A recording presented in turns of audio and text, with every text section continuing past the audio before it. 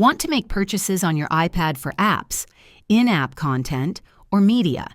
Adding your debit card to your iPad streamlines your buying experience. In this guide, I'll show you how to add a debit card to your iPad.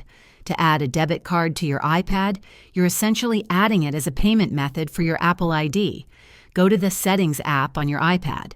Tap on your name at the very top. Select Payment and Shipping. Tap Add Payment Method. Choose Debit Credit Card and enter your debit card details, the 16-digit card number, expiration date, and CVV. You'll also need to provide your billing address. Finally, confirm and save the card. This debit card will then be used for all purchases and subscriptions associated with your Apple ID on your iPad, including App Store downloads, iTunes purchases, and more. And there you have it.